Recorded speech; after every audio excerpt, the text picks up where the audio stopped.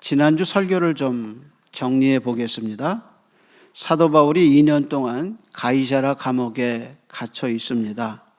그동안에 로마의 총독이 바뀝니다. 첫 총독은 벨릭스였는데 벨릭스가 이임하고 베스도라는 총독이 옵니다. 그래서 베스도가 부임한 지 3일 만에 예루살렘에 올라가서 고위층을 만나죠.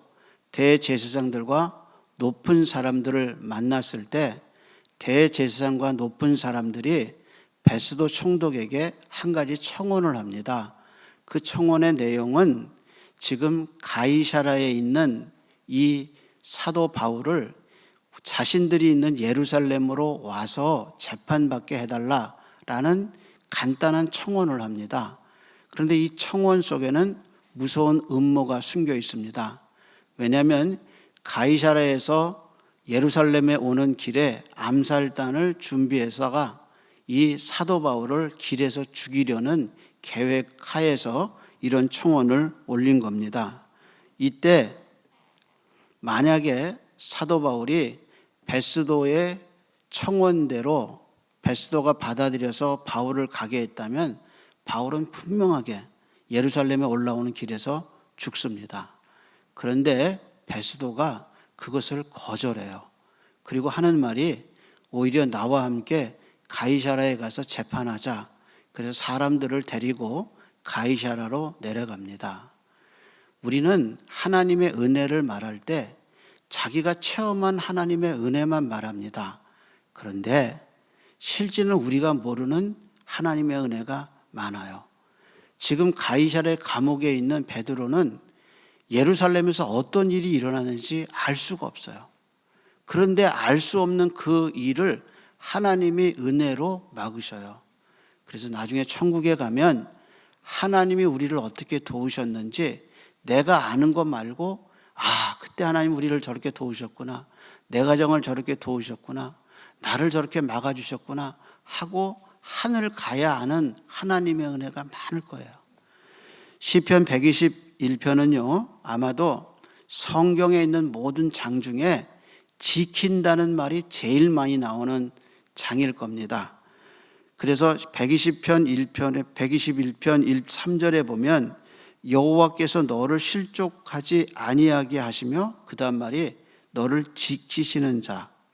4절에 보면 이스라엘을 지키는 자는 졸지도 아니하시고 주무시지도 아니한다. 5절에는요 여호와는 너를 지키는 자라. 여호와께서 내 오른편에 내 그늘이 되신다고 했습니다. 그렇게 지키신 결과가 뭐냐? 6절에 보면 이렇게 얘기해요. 낮의 해가 너를 상치 아니하고 밤의 달도 너를 해치지 아니한다. 이렇게 얘기했습니다. 그래서 시편 121편을 읽어보면 지킨다는 말이 6번 나와요. 전체가 8절인데요. 그 중에 6절에 너를 지킨다고 나옵니다. 여기 시편 기자는 세상의 시간을 둘로 나누었어요. 낮에 해, 밤에 달, 둘로 나눴어요. 그래서 밤의 달과 낮의 해라고 했는데 하나님은 밤에 졸지도 아니하시고 주무시지도 아니하고 낮에는 어떻게 하냐? 내 우편 그늘이 되신다 그랬어요. 이 말은 하나님의 눈에서 우리가 벗어나는 일이 없다는 거예요. 하나님이 어디서나 어느 때이든지 내가 널 지키고 지켜본다는 거예요. 그리고 보호하신다는 약속이에요. 바울을 죽이려고 한밤에 유대인들이 은밀하게 꾸몄어요. 그래서 베스도가 오면 바울을 예루살렘에 옮기게 해달라고 철저하게 밤에 계획했어요. 근데 아침에 되니까 그 계획이 다 소용이 없어요. 그것이 하나님이 지키심이에요. 근데 이상한 건요, 사도 바울은 밤에 엎드려서 기도하면 하나님이 그 기도를 낮에 응답하셔서 이루어 주셔요. 그래서 사도행전 16장에 그가 밤에 빌립보 감옥에서 엎드려 기도하고 찬송하니까 그 밤에 역사가 일어나고 그 낮에 그 간수장의 가족들이 구원받는 역사가 일어나잖아요. 그래서 바울을 2년 동안 가이사랴 감옥에서 안전하게 지키시다가 하나님이 말씀하신 대로, 약속하신 대로 그를 무사하게 로마까지 갈 수 있도록 하신 것이 하나님의 섭리예요. 그러니까 우리가 인생길에서 안심하고 살아가고 믿음으로 살아갈 수 있는 이유는 뭐냐면 하나님이 우리를 지키시기 때문이라는 거예요. 그게 우리의 신앙 고백이에요. 오늘 본문은 그런 일이 있고 난 다음에 두 사람이 찾아오는 것으로 시작해요. 누가 찾아올까요? 13절 한번 보겠습니다. 13절에 이렇게 얘기하죠. 수일 후에 두 사람 찾아오죠. 아그리빠 왕과 누구예요? 버니게가 베스도에게 문안하러 가이사라에 왔더 여러 날 있더니 베스도가 바울의 일로 왕에게 고하여 이르되 벨릭스가 한 사람을 구려하여 두었는데, 이렇게 이제 얘기가 시작돼요. 그럼 우리는 자연히 생각하기를, 그러면 아그리빠 왕은 누구고 베니게는 누구냐? 그걸 자연히 물어봐야죠. 역사에서요, 아그리빠 왕은 앞에 한자가 붙어요. 뭐가 붙냐면 헤롯, 아그리빠 2세, 이게 역사의 기록이에요. 그러니까 아그리빠 왕이 헤롯 아그리빠 2세, 그러니까 아버지는 몇 세겠어요? 1세겠죠. 그러니까 헤롯 아그리빠 1세가 아버지고요, 헤롯 아그리빠 2세가 아들이에요. 근데 이 아버지는 어떤 사람이냐? 이 아버지가 사도 중에 제일 먼저 야고보를 목베어 죽여요. 그리고 사도행전 12장에 보면 베드로를 옥에 가두어서 베드로를 죽이려 했던 왕이 헤롯 아그리빠 1세예요. 그러다가 이 사람이 하나님의 심판을 받아서 옷을 갖추고 자기가 신인 채 하다가 하나님의 심판으로 죽어요.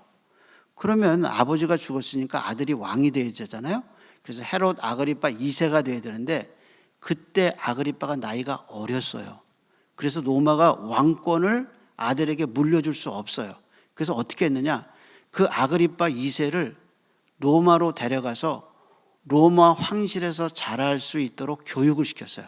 근데 역사가 재밌는 게 뭐냐면, 이렇게 로마 황실에 가서 아그리빠 2세가 자라면서 누구하고 같이 자랐냐면 로마의 황제인 네로하고 같이 자라요. 그래서 둘이 형제처럼 같이 지내요. 그러다가 나중에 네로가 왕이 되니까 아그리빠가 로마의 지지를, 역대 헤롯 왕가에서 로마의 지지를 가장 많이 받은 왕이 누구냐? 이 헤롯 아그리빠 2세예요. 그래서 뭐라고 칭했냐면 로마인의 친구다라고 말할 정도로 아그리빠는 이 황제 로마의 지지를 많이 받았어요. 그것이 아그리빠 2세 이야기입니다. 그렇다면 베니게는 누구냐? 아그리빠와 베니게는 아그리빠의 동생이에요. 그래서 베니게는 아그리빠의 여자 동생인데, 재미있는 것은 이 베니게가 이전에 총독이었던 벨릭스의 아내가 누구냐면 두루실라 유대 여자예요.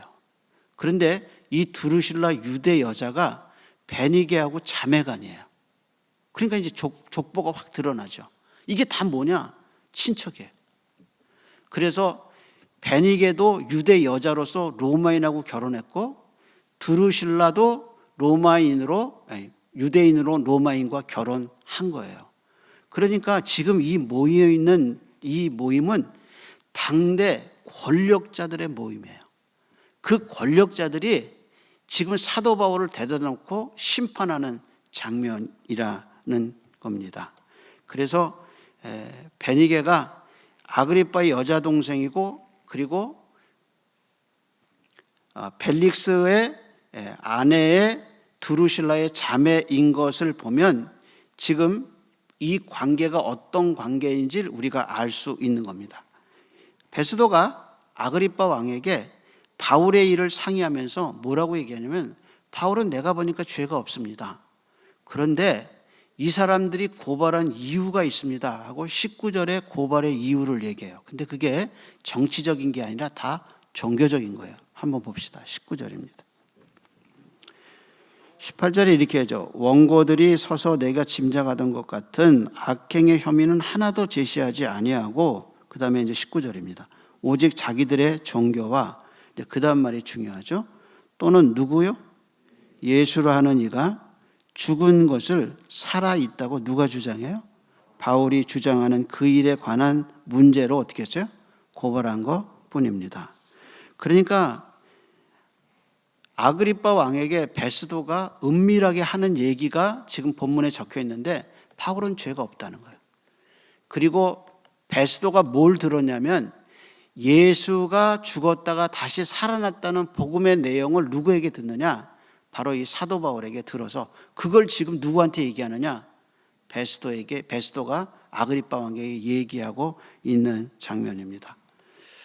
그럴 때 그 말을 들은 아그리빠 왕의 반응이 22절에 나오죠. 확인해 보겠습니다.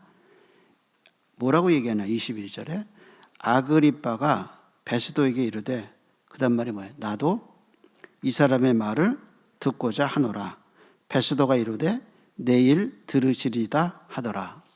그러니까 아그리빠 왕이 궁금한 거예요. 뭐가 궁금하냐? 지금 자기가 예루살렘은 통치하지 않지만 이스라엘의 한 영토를 통치하고 있는데 예루살렘에서 일어난 이 예수라는 사람이 너무 궁금한 거예요. 근데 예수가 로마에 의해서 재판을 받고 죽었는데 그 기독교가 일어나면서 예수가 살았다고 얘기하는데 이게 도대체 너무너무 궁금한 거예요. 그러다가 자기가 지금 그 원인을 제공했던 사도 바울을 지금 자기가 만나게 되니까 너무 궁금한 거예요. 그래서 나도 그 사람 얘기를 좀 들어보자. 그랬더니 내일 당신이 그 이야기를 듣게 됩니다 라고 얘기한 겁니다. 여러분, 호기심이 신앙이라고 생각하세요?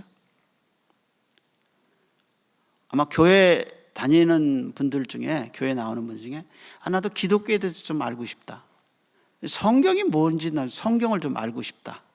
그리고 저 목사님은 어떤 분인지 무슨 설교하는지 내가 좀 들어보자 하고 호기심이 있어요. 그럼 호기심이 신앙일까요? 호기심은요, 신앙으로 이어지는 경우도 있지만 대부분의 호기심은 호기심으로 끝납니다. 호기심은 절대 신앙이 아닙니다.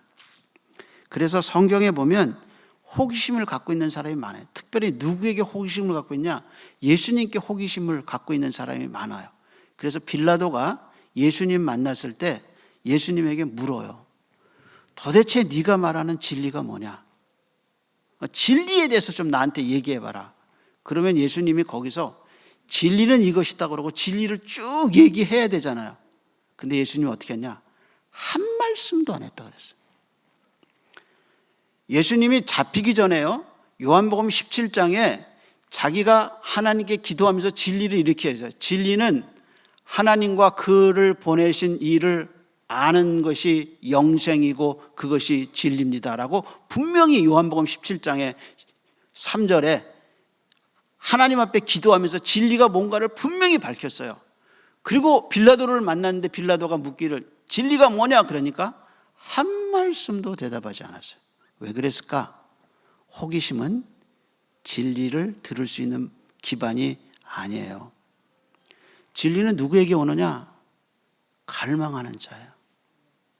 진리는요, 호기심은 자기 희생이 없는데 갈망하는 마음은 자기 희생이 있어요.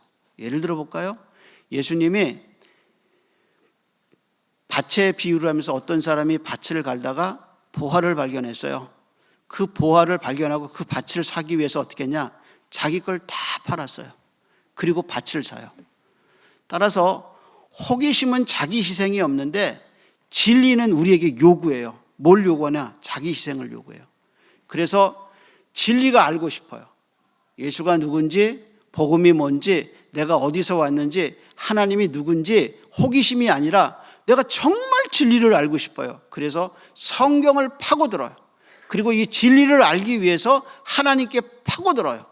그런 열린 마음과 가라앉은 심령, 마치 사슴이 시냇물을 찾아서 내려가는데 포수가 자기를 기다리는 걸 알면서도 목이 너무 말라가지고 시냇물을 찾듯이 그렇게 찾는 게 뭐냐? 그게 열린 마음이고 가라앉은 심령이에요. 호기심은요, 그게 없어요. 근데 진리를 알고자 하는 이에게는 열린 마음과 배고픔이 있어요. 나 진리를 알고 싶다. 그리고 진리를 발견하면 모든 것을 희생해요. 또 한 사람이 있어요. 헤롯이에요. 누가복음 23장에 보면요, 8절에 헤롯이 예수님에 대해서 너무 궁금했어요. 그래서 헤롯이 빌라도가 보내는 예수님을 보고 뭐라고 말했냐, 이렇게 기록되어 있어요. 헤롯이 예수를 보고 매우 기뻐하니 이는 그의 소문을 들었으므로 보고자 한지 오랬고 또한 무엇이나 기적을 행할까 볼까 하고 바랬던 영고라 그랬어요. 예수님에 대해서 헤롯은 너무너무 궁금했어요. 왜냐하면 매일 올라오는 지방 보고서에 보면 예수가 죽은 자를 살렸다, 예수가 병든 자를 고쳤다, 예수에 대한 이야기가 너무 많으니까 너무너무 예수가 보고 싶었어요.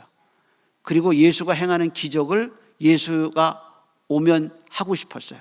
근데 예수를 빌라도가 보냈잖아요. 그래서 어떻게 했느냐? 네가 누구냐 묻고 그리고 기적을 행해봐라 라고 요구했어요. 그런데 예수님 뭐라고 그랬냐? 한 말씀도 대답하지 않았다 그랬어요. 우리는 기적을 하나님이 베풀어 주시면 예수 믿을 텐데, 내가 진리를 믿을 텐데 하고 기적을 통한 진리를 찾아요. 예수님 한 번도 안 보내주죠. 예수님은 호기심의 대상이 아니에요. 그래서 진리에 대한 호기심과 기적에 대한 증거는 주님의 움직임을 가져올 수 없어요. 뭐가 가져올 수 있느냐? 열린 마음과 진리에 대한 급함이에요. 헤롯도 빌라도도 다 호기심과 기적에 대한 바람이 있었지만 그들은 진리를 찾을 수 없었어요. 예수님이 우리에게 뭐라고 말씀하시냐? 너희가 진리를 알지니 진리가 너희를 자유케 하리라. 그 진리가 뭐냐? 예수 자신이에요. 예수 자신이 진리예요. 진리를 소유했다는 말은 예수를 소유했다는 말이에요. 근데 이 예수를 소유한 사람은 달라요. 그래서 이 예수를 소유한 사도 바울의 말을 우리는 보게 될 겁니다. 먼저 우리가 23절을 봐야 합니다. 23절입니다. 그 이튿날 아그리빠와 버니게가, 그 다음 말이 뭐죠?